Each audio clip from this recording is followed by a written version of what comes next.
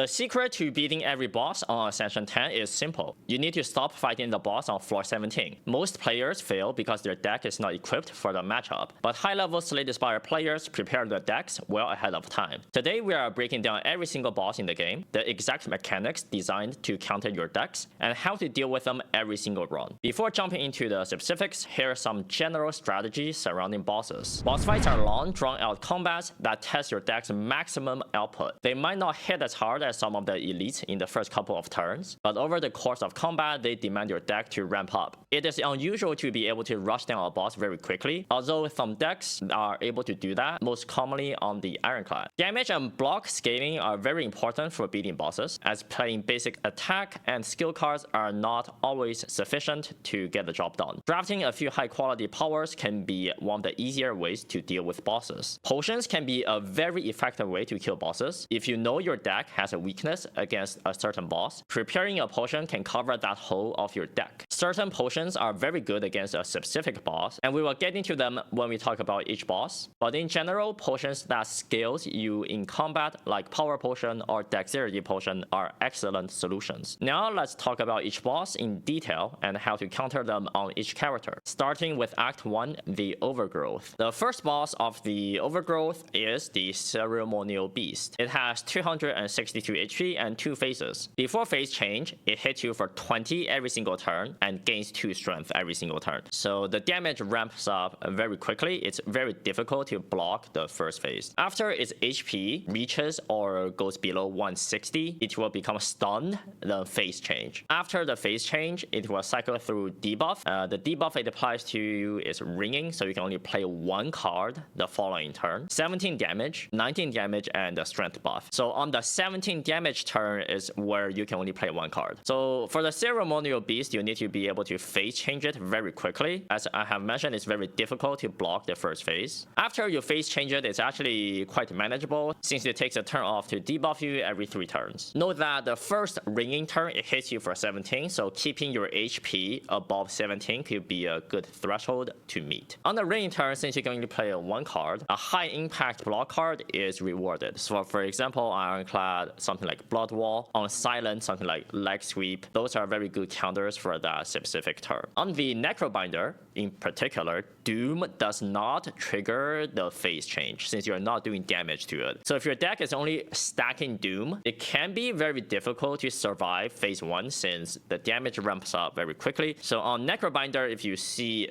Ceremonial Beast as your act boss, you actually want to draft some additional physical damage. I'm not saying that Doom is bad and should be avoided, but you just need to add some physical damage. Generally, this boss is not super challenging. The damage after the phase change is not super high. You just need to be able to rush it down to 160 HP. So besides a general scaling potion, an offensive potion like Fire Pod, Attack Potion, even Vulnerable Potion can help. And since it's a single target boss, this goes for pretty much every boss. Any debuffs is very, very effective. So any weakness, any vulnerable will be good for pretty much every boss. Now let's move on to the second boss of Overgrowth, the King. The King starts on 199 HP and 2 minions. The minions are around 62 to 63 HP. The King itself, it cycles through applying Frail, applying Weak, and a multi-attack, and finally a buff. The Frail attack and the Weak attack are pretty small. Generally, they're not an issue. The multi-attack is the dangerous attack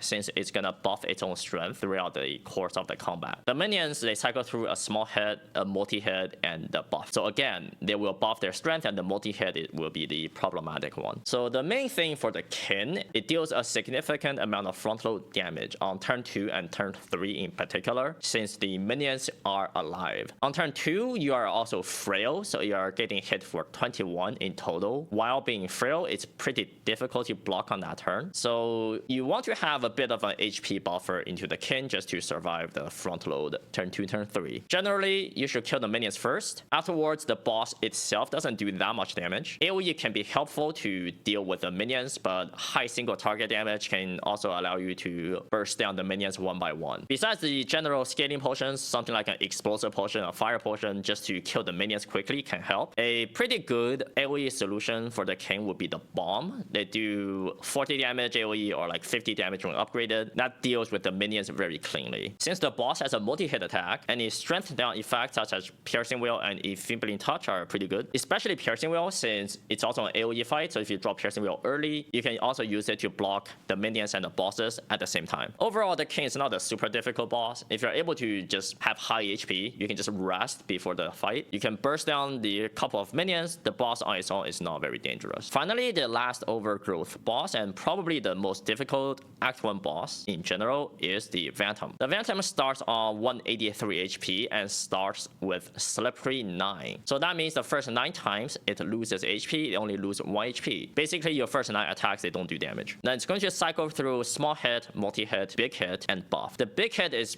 particularly dangerous. It hits you for 30, so it's quite difficult to block that fully. The big hit also adds 3 wounds into your discard pile, so as the combat drags on, your draws are becoming worse and worse. So the main mechanic of Vantom would be the slippery. Any multi-hit attacks and damage over time effects can help quite a lot. So for example, Sword Boomerang on the Ironclad, any Shiv or Poison on Silent. Poison ticks every single turn, so it's gonna decrease the slippery charge every single turn. Any high frequency attack on the region, the best one, make it so every time you play 3 skills, it spawns into your hand. And Doom on Necrobinder is actually quite good against slippery, since it doesn't do damage, it just bypasses slippery entirely. You can just kill Vantom with only Doom damage. Defect has Lightning Orb and its starting relic bar, so Lightning Orb will just passively take away the slippery every turn. Generally, Defect does not have too much issues against the Vantom. On potions and relics, Liquid Bronze can be quite effective against Vantom, since Vantom has a multi-hit, so every time it multi-hits you, it actually loses 2 charges of slippery into Thorns. And on Thorns, the bronze skills is also quite good. Anything that deals passive damage every turn, like the Mercury Hourglass or like the Twisted Funnel on Silent, they're also quite good. There is an Act 1 event that allows you to transform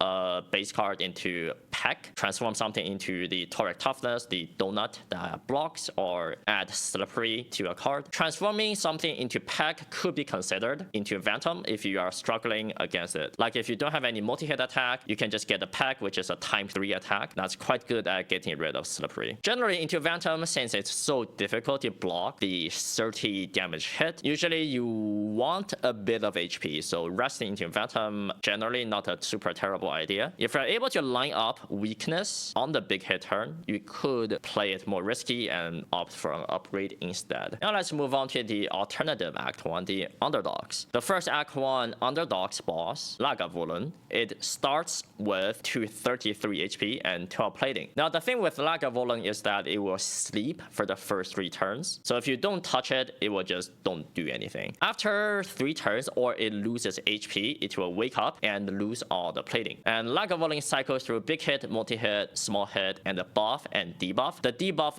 applied on you is -2 strength, -2 dexterity. So as the combat goes on, you will become weaker and weaker, and your base strikes and defense will pretty much do nothing after a couple of debuffs. So since it sleeps for 3 turns, it allows you to have some time to set up powers. So powers are very, very good against Lagavulin. You pretty much get to play them for free. And essentially, you just need to kill it quickly before running out of strength and dexterity. Pretty much, it's a damage scaling check. Can you kill it before it kills you? For the Silent, Poison does not care about strength down, so Poison is pretty good against Lagavulin. It's also naturally just a good scaling damage source. On Necrobinder, Osti attacks and Summon, they do not count for the debuffs. So Dex down, Strength down, they do not affect Osti at all. So any Osti attacks, they have full value into Lagavulin. For the Defect, you have Orbs. Orbs are not affected by debuffs at all, so Defect generally does not suffer against Lagavulin. On Regent Ironclad, they don't have a mechanic to completely bypass the debuff, so you just need to draft a bit of scaling, especially scaling damage, to be able to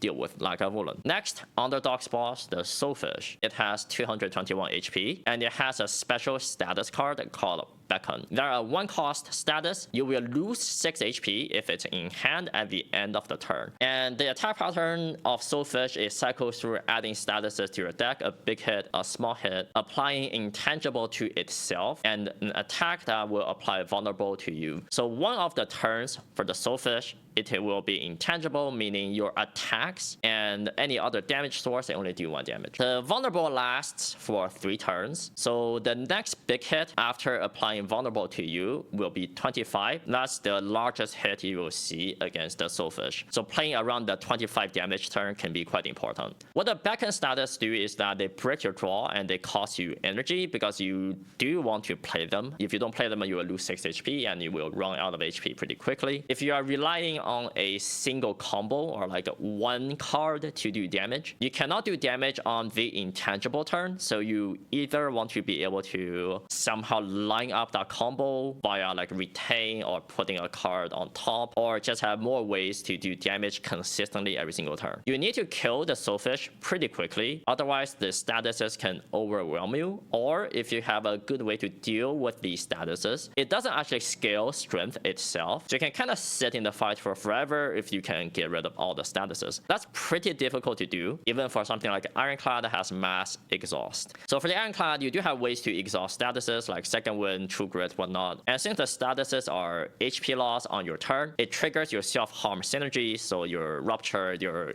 Inferno, they are quite good for the Soulfish. The Silent, you don't have a way to exhaust them, but you can discard statuses. So something like a Tools of the Trade is very, very good. The statuses are breaking your draws, and Tools of the Trade is draw consistency, and you get to discard for free. That's a very good power against Soulfish. Or just any card draw and discard like Acrobatics, Prepared is quite good for Soulfish. The Regent, you have ways to transform the statuses. You have like Charge, Be Gone, sometimes Guards. So that's quite good. Card generation is also not bad on the Regent against any boss really, but any boss that punishes your draw consistency, card generation is very good. So something like a Spectrum Shift, you add a random card to your hand every turn, solving that draw consistency issue. Necrobinder have Seance and Cleanse, but they only exhaust 1 status card at a time, so it's a bit slow. But they do look at your draw pile. It's a little bit easier to line up those cleanse effects on Necrobinder. They don't require you to have a status in your hand. Now, Defect has Compact and Flat Cannon. That's very, very strong against Soulfish. In particular, Flat Cannon, because you don't even need to line it up. You play Flat Cannon, the Soulfish just falls over and dies. Otherwise, you got Orbs. Orbs are passive damage, so they don't demand your draw consistency. And if you have like a Dark Orb charging up, they are still charging up during the intangible turn, so you don't get punished as hard by the intangible. Generally, Soulfish is not a super challenging boss. You just need to find a way to deal with the statuses or just have high HP, so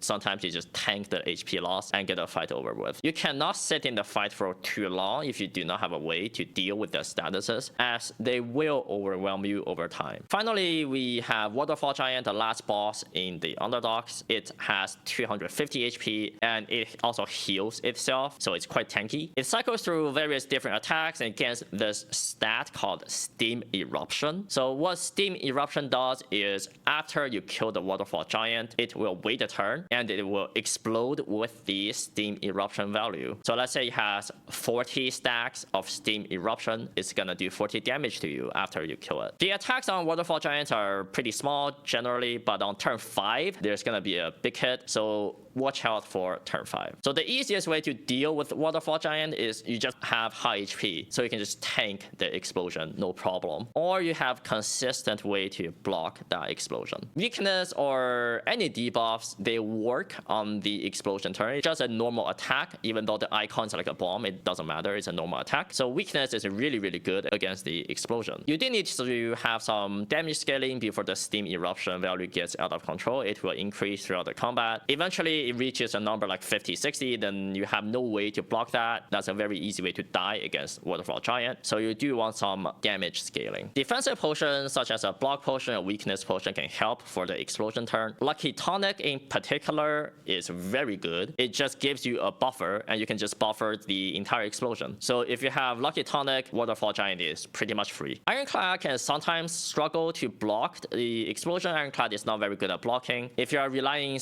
on something like the Colossus, after the Waterfall Giant dies, it will not have vulnerable, so you need to draw Bash and Colossus together, or like another vulnerable source. Not very reliable to line it up. So on Ironclad, you just need to be able to kill it pretty quickly, so the explosion number is small, or you just rest. You have high HP, just tank that explosion. If you can retaining a weakness card can be very, very good. So Silent has the most retain with Whirly Plants. On Necrobinder, you can also snap a weakness card, but Defy is ethereal, so you cannot really retain Defy. It has to be something like a Deathbringer. Just having consistent access to weakness on the explosion turn can be very good. And speaking of Necrobinder generally can just outpace the Waterfall Giant damage if you have good block cards. And Necrobinder naturally scales damage with its Starter Relic and Osty, so you are under less pressure to draft damage scaling, especially into Waterfall Giant. And very, very frequently, you can just full block the explosion with Osty. I have full blocked like a 60 damage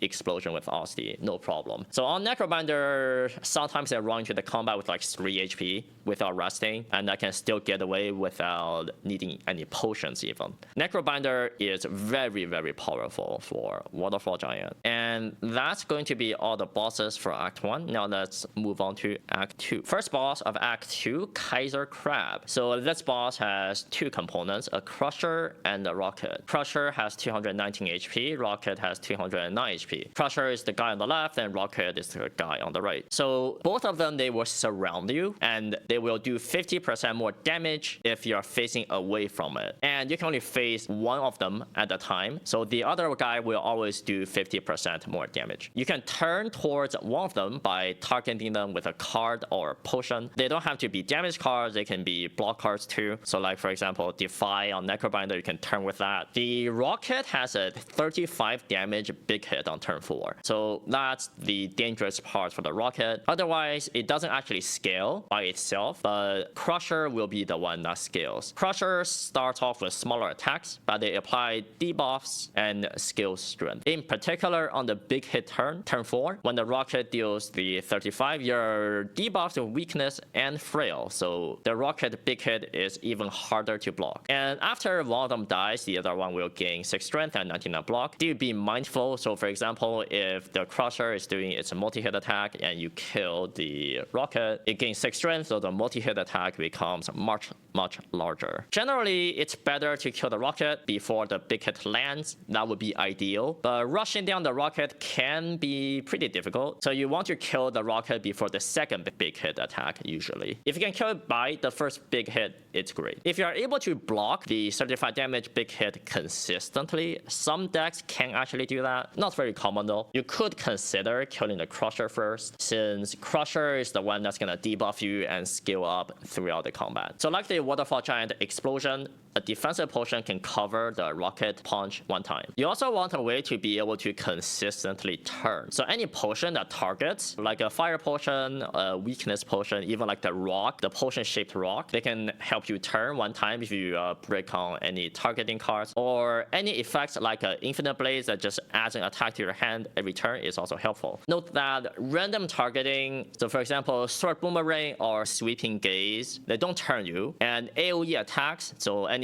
attack that don't have targeting, they also do not turn you. Be mindful of that. There are also some effects, Stampede on the Ironclad or Bombardment on Region. They can randomly turn you in the wrong direction on a turn, so do be careful about that if you do have those cards in your deck. Generally, this fight's not super challenging. If you're able to kill one of them, the one guy left is not gonna pose a large challenge. The challenge is typically having enough HP or block to block the first Rocket big hit, then killing the Rocket before you can manage to get off a second big hit. Now the next Act 2 boss, the Knowledge Demon, it has 399 HP, but it also heals. It's quite tanky. It cycles through Curse, a single hit, a multi-hit, and a small hit plus healing plus buff all in the same intent. If the player has 3 curses applied to you, the Knowledge Demon will skip the curse intent. Basically, it will attack more often, since on the curse intent turn, it doesn't actually attack you. So there are 3 different curses. The first curse, you have the choice between taking 6 damage every turn or take -1 draw per turn. The second curse, 7 damage per turn, or you can only play 3 cards per turn. And finally, the third curse, you either take 8 damage per turn or have -1 energy per turn. So every curse has like a damage per turn component, or you can take some other downside, which are pretty punishing. All 3 curses add up to 21 damage per turn if you only take the damage component, and that's a lot considering the Knowledge Demon will be attacking you every turn after applying all the curses. So you're looking at taking like 70, 60 damage every turn after taking all 3 curses. So basically, you need to kill shortly after the third curse. It's very difficult to block if you have picked all the damage components. Even if you have picked some of the other, so not taking damage components for the curse, the Knowledge Demon will attack you more frequently. They will buff themselves more frequently, so you still want to kill pretty quickly after the third curse. Strength down effects are pretty good because Knowledge Demon has a multi-hit attack, and there are some counters for all the different curses. For the first curse, if you have any passive draw per turn effect, like a Machine Learning, a Pale's Blood, if that's your Act 2 Ancient, you can pretty safely take drawdown. I would say drawing 5 cards per turn is fine. Drawing 4 cards per turn is going to be way too limiting. You're not going to be able to have a good turn every turn. Any relics, like Pocket Watch, Runic Pyramid, that provides draw consistency, also helps a lot. For the second curse, if your deck is not relying on card spam, so you're not playing shifts, you're not playing souls, you could probably just take the 3 cards per turn limit. And Pocket Watch, again, very good for the second curse as well. If you have Pocket Watch, you can take the drawdown, then you take the 3 cards per turn. So every turn, you just get to take Pocket Watch. You're forced to take Pocket Watch, but you are able to draw a lot of cards. And finally, on the third curse, if you have some sort of energy scaling, and if you say you cannot do 1 energy blockade every turn, you can just take energy down. That's essentially what that represents. Either you lose an energy or take 8 damage per turn. So if you generate excessive energy, you can just take energy down on the third curse. But yeah, after the third curse, you want to be able to kill Knowledge Demon pretty quickly. So overall, this fight is gonna be a damage race. Can you kill the Knowledge Demon before the curses overwhelm you? In the meantime, you have some nasty debuffs applied to you. And the final boss of Act 2, the Insatiable, probably the most difficult boss for Act 2. It has 341 HP, so pretty tanky, and starts with this effect called Sand Pit. What Sand Pit does is it has a counter, it decrements by 1 every time. If it hits 0, you die. The sand worm will eat you. Also, something like a fairy in a bottle, it does not proc with Sand Pit. So after the worm eats you, you're done. There's no respawning. To go with the Sand Pit mechanic, the Insatiable will shuffle in 3 Frantic Escapes into both of your draw and discard, so 6 in total. On turn 1, Frantic Escapes, they are 1 cost status card. They increase their costs and they increase the Sand Pit counter by 1 every time you play them. So you get to buy more time in the Insatiable fight by playing the escapes. And for the Insatiable itself, it's gonna cycle through multi-hit, big hit, buff, multi-hit. So this means multi-hit is gonna be used twice in a row for the second cycle and afterwards. So Frantic Escapes are pretty nasty. They break your draw since they're just dead cards, and they also cost you energy. Typically, you do need to play them. Otherwise, you only get 3 turns to kill the Insatiable, 3 turns to do 341 damage. Very hard. I do recommend playing all the 1 cost Frantic Escapes through at least the first deck cycle. And after the first deck cycle, some of them are gonna cost 2. You generally can get away with only playing the 1 cost ones. So for the first deck cycle, even if you're taking some damage to play the Frantic Escapes, I highly recommend still playing the status cards. Since the Insatiable is gonna break your draws without the status cards, being able to do damage or blocking without needing to draw damage cards is quite good. So any passive damage effect like Noxious Fumes, like Infinite Blades, or any card generation like Call of the Void or Spectrum Shift, they are all very, very good. In the second deck cycle, your draw pile is gonna have 6 statuses. So in the first deck cycle, 3 of them goes to your discard, but after you reshuffle, all 6 of them will be in your draw pile. So your second deck cycle will be quite bad. You want to be able to end the fight pretty quickly through the second deck cycle. You also want to be able to kill the Insatiable pretty quickly before the frantic escapes all become too expensive. Then you can no longer play them, then you get eaten by the Sandworm. Exhausting those statuses can actually be good. If you look at your draw pile, you say, I can kill the worm pretty quickly, then exhausting them can actually be helpful. You don't get to escape anymore, but your draw will be better. So on something like a defect, like say you have a flak cannon is actually good against the Insatiable. You don't necessarily need to play it the first time you draw it, but maybe the second time you draw the flak cannon, you just slam it, you do a bunch of damage, and your deck becomes a lot better. You're no longer gonna be breaking draws. So something that gets rid of statuses can be good against Insatiable. A consistency potion like a draw pod or a Gambler's Brew can bail it out. If you don't draw frantic escaping time, let's say you're gonna get eaten, you can just draw pod and try to draw that status card. So also on defect in particular, you can consider picking an iteration, so the power that draws cards every time you draw a status card. You can consider picking that even without any status cards in your deck. So that card will be a brick in the short term, but it makes the act boss a lot safer. Then after iteration is in your deck, you can also consider picking up some other status cards to build that synergy. But yeah, generally the Insatiable is quite difficult. The status cards are gonna brick your draw, so you also want to kill it pretty quickly before it eats you. So having high HP to be able to tank a bit while you play some status cards instead of block cards can also be good. And that's all for all the Act 2 bosses. Now let's move on to Act 3. First, Act 3 boss, Aeonglass, probably the most difficult boss in the entire game. It starts on 535 HP and 3 artifact charges. And it has this passive effect that says every 6 cards you play, add a Wither to your hand. So what Wither does, it's gonna do 3 damage to you at the end of turn, like a burn, but they scale up by +3 damage every time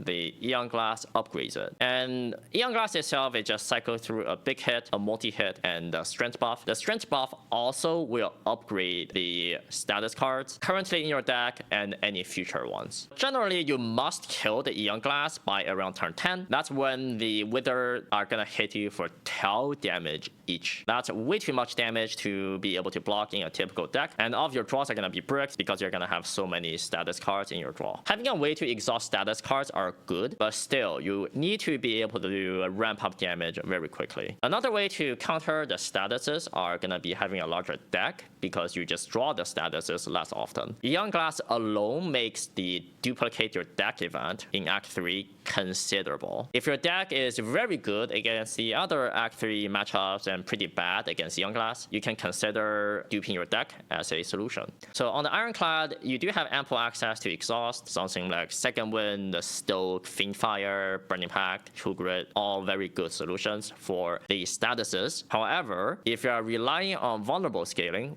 it's a very common way to scale damage on Ironclad with something like a Dominate. You need to find more ways to deal with Artifact. If you have like one Bash and like a Tremble, that's not going to be enough Artifact Strip for the Aeonglass. So if you see Aeonglass on the Ironclad, you want to draft more Artifact Strip. Something like an Uppercut is excellent because it strips 2 stacks. Something like a Potion of Binding is quite effective. Usually that potion is not very good, but it strips 2 layers of artifact. On the Silent, you have Expose that will strip all artifact charges. You have no way to exhaust the statuses, but you can discard them. So something like a Tools of the Trade, again, very excellent. If you're relying on Shiv to do damage, they must be scaled up with either some Shiv power like accuracy or strength. Spamming 4 damage shift is just a recipe for disaster. Since you're spamming cards, you're adding more statuses into your deck, and you're not gonna be doing that much damage. Shifts are very good against the Aeonglass if you can scale them up. Tracking also very, very good. Double your damage goes very well with shifts. Poison alone is typically not gonna be fast enough. You're not gonna be able to just play some poison and sit there and block and pray that the glass will die somehow. That's not quick enough. So if you're relying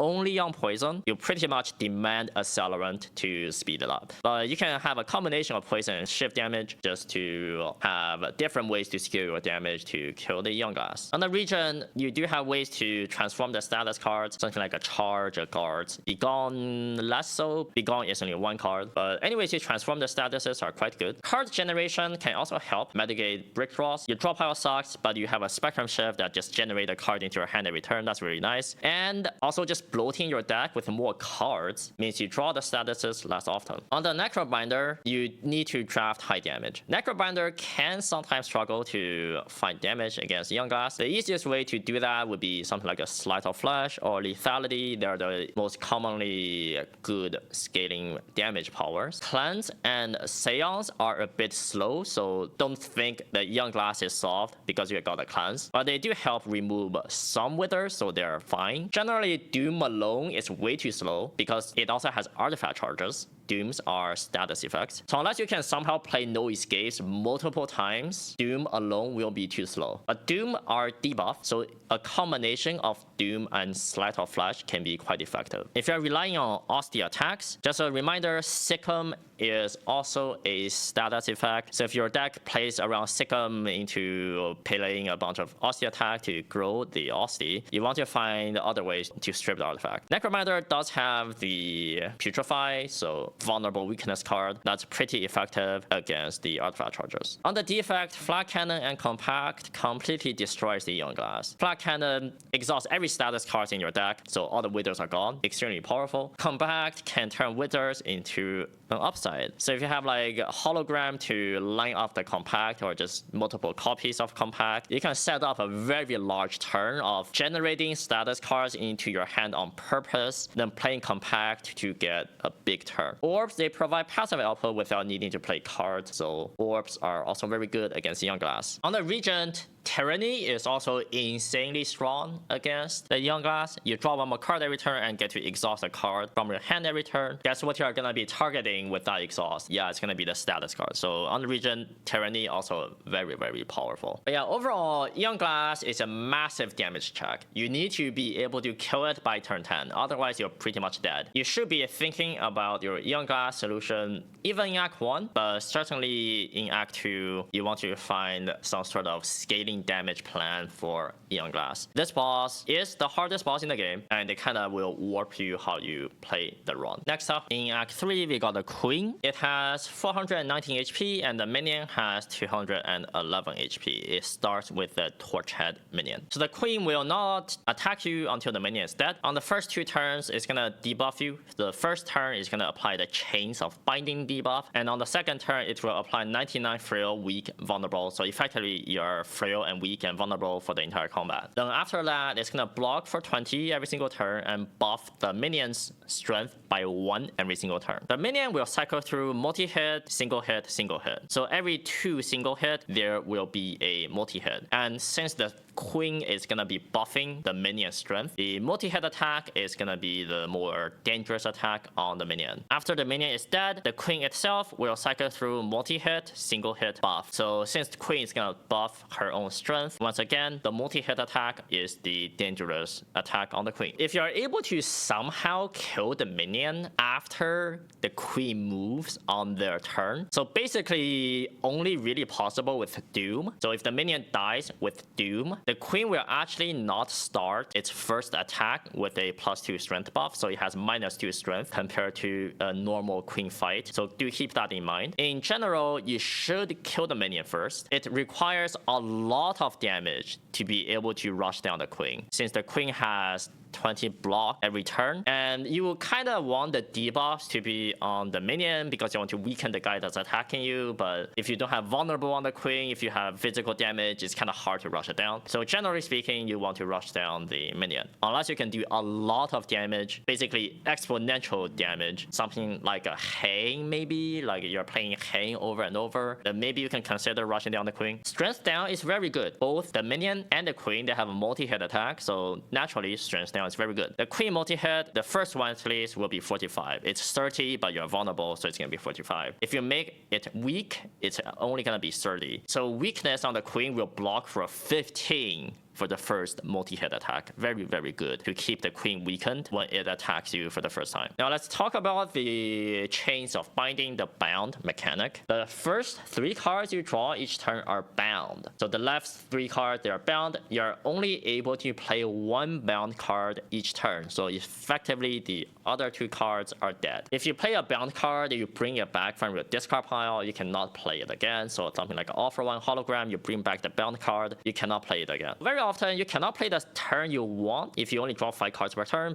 Let's say you draw only 3 block cards for the turn and they are all bound. You can only play 1 block and you get owned because they hit you in the face for 1,000,000 damage. Having a way to deal with the bound mechanic can be important. So if you can retain cards, they will not be bound because you did not draw them on that turn. Retaining is very good. Any passive draw effect also very, very good. Something like a machine learning, a tools of the trade can be good. Note, if you transform the bound card, they will no longer be bound. There's a colorless power called entropy that transforms a card every single turn. That's actually quite good against the queen. You just transform the card that's bound, then suddenly you have more options for the turn. After killing the minion, you are going to be able to kill the queen pretty quickly. Generally, the third time the queen multi-hits you, it would be too difficult to block since the queen also scales damage. And if you do not have strength down, you're also vulnerable, you pretty much will die on the third multi-hit attack. Thankfully, the queen does like 2 attacks and takes a turn off, so you do have some time to kill the queen before it kills you. But generally speaking, queen is not going to be too difficult. If you're able to have some sort of draw consistency, the bound mechanic will not do too much to you, and the strength down are going to be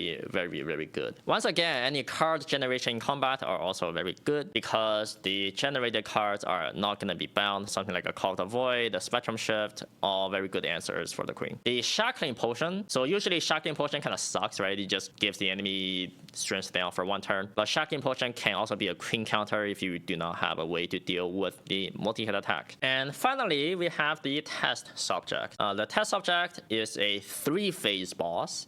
Phase 1, it's basically Gremlin Knob from Slay the Spire 1. It has 111 HP. It gains 3 strength for every skill you play. On turn 3, you are vulnerable and it will hit you for a massive hit. So that will be the dangerous turn for phase 1. Phase 2, it's basically Book of Stabbing. It has 212 HP. It deals 11 times X damage every turn, starting at 11 times 3, and it's gonna go up by 1, so 11 times 4, 11 times 5. So you can imagine the damage scales up very quickly. If you take on block attack damage from Book of Stabbing, for every hit you receive, it adds a wound into your discard pile, so you don't really want to have that happen to you. Phase 3, the Nemesis phase, it has 313 HP, and like Nemesis from Slay the Spire 1, every other turn it's intangible, meaning every damage you do, they only do 1 damage. And it starts with the intangible turn. So you cannot rush down the Nemesis at all on the first turn. And the Nemesis, it doesn't do that much damage. It cycles through a multi-hit, a big hit, and the strength buff and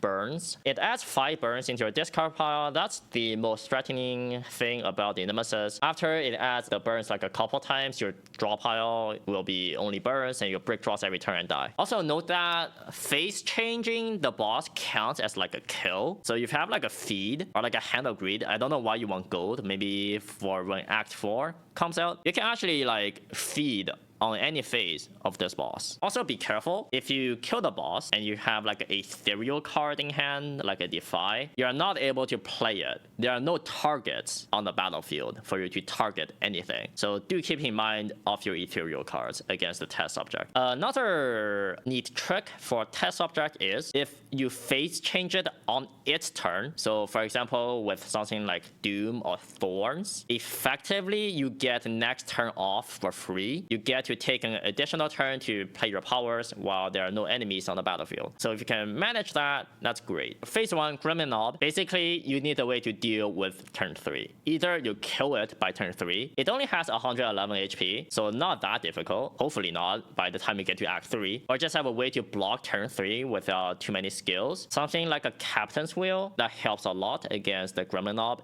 if you cannot kill it by turn 3. Something like a Lucky Tonic, once again, it will just completely full block no matter how many skills you spam. Those specific relic and potions can help. Otherwise, you can also just get some like frontal damage potion. Even like a fire pot, 20 out of 111 HP is a significant chunk that can help you bridge the gap. Phase 2 is very dangerous. The damage ramps up very quickly, so you also need to kill very quickly. Hopefully after phase 1 you have every power set up and your deck is like actually working, then you can actually do that. If you have any strength down, that also helps against the multi-hit, something like a Piercing Wheel, Enfeebling Touch, Malaise, quite good for phase 2. Finally, phase 3, you just need to be able to draw your damage on the turn where it it's not intangible. That's the most important thing. Let's say you have like Ashen Strike, for example, Ironclad, it deals like 200 damage, right? But if you draw the Ashen Strike on the intangible turn, you're screwed. It deals 1 damage. Then the fight will go wrong very quickly. So you need to be able to line up your big damage cards or just be able to do consistent damage every single turn. You just need to end the fight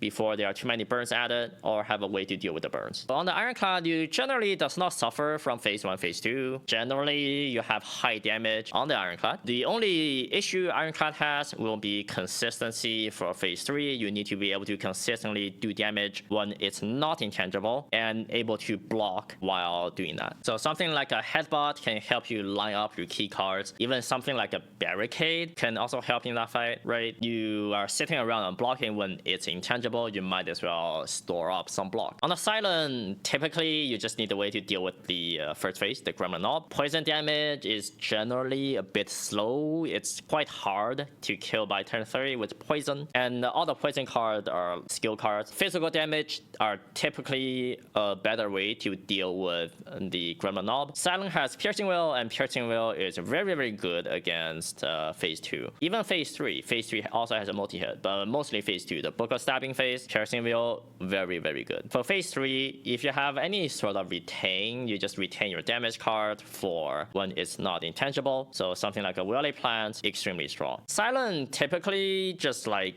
plays a bunch of powers and have like a pretty large value pile deck. Those sort of decks are quite good to deal with the Nemesis. You generally are drawing pretty good options every single hand, so you can deal with the intangible turn. On the Regent, you don't really have too much issue with this boss usually. You just need to be able to kill fast enough on phase 2. That's probably the most dangerous phase for Regent. If you're doing some sort of like a small deck, cycle your star cards kind of thing on Regent, you do need to be mindful for phase 3. If you have too many burns added to your deck, you could run into trouble. But if you're doing the card generation stuff with Scratch and Shift, you just generate a bunch of cards every turn. Phase 3 usually not a big issue. On the Necrobinder, once again, like the Silent, phase 1 will be the big problem. An easy way to deal with that would be like a lethality plus a big attack just to rush it down. Otherwise, you probably need a damage potion. Something like a Vom Pod, a attack pot, even like a Doom Pod if you stack enough Doom to kill it by turn 2, because by turn 3 it's too late, right? It's gonna attack you on turn 3, then die to Doom. So either a Necrobinder, you need fast damage, or a potion help. For phase 2, phase 3, Necrobinder typically don't have that much issue. You have Enfeebling Touch, you have all your scaling in play, and if you're doing Doom damage, you don't even care about intangible. In fact, you can kill when it's intangible with Doom. Doom completely bypasses intangible. On Defect, usually you don't have that much issues. The issue will arise typically for phase 1. Once again, if you don't have super fast damage, you kind of get owned. So a defensive potion for turn 3 can help, or any damage potion that also helps. You do need some good damage scaling for phase 2. Dark Orbs are some of the most common ways to solve, I mean, any boss really, but for this boss in particular. Because let's say you cook up like 2 Dark Orbs, right, in the first phase. You use one of them to kill the knob. And then for the second phase, you had the Dark Orb cooking for a couple turns already. Then you can use that Dark Orb to kill the Book of Stabbing. Dark Orbs, once again, very good for phase 3 as well, as you can keep cooking them while it's intangible. You don't really care about that. You just need to evoke it when it's not intangible. Defect also has several different ways to deal with statuses, so the burns are generally not a big issue. So on Defect, typically the only challenge will be dealing enough damage for phase 1 and phase 2. So test object, basically pretty high damage check for the first couple of phases. Then for phase 3 is more of a consistency check. Can you draw the correct card when it's intangible and when it's not intangible? It actually has a combined total of over 600 HP. If you're running some sort of like a burn deck, you're trying to rush down everything very quickly, test subject will be one of the biggest issues you might have, because it has such a large HP pool and it has the intangible, so you cannot even do damage on that intangible turn. So do be careful if you're running that sort of deck. And that is all for every boss in Slay the Spire 2. Let me know in the comments, which boss do you typically struggle the most against? If you have found this video helpful, please leave a like and subscribe for more Slay the Spire 2 strategy content. Thank you for watching, and I will see you in the next video.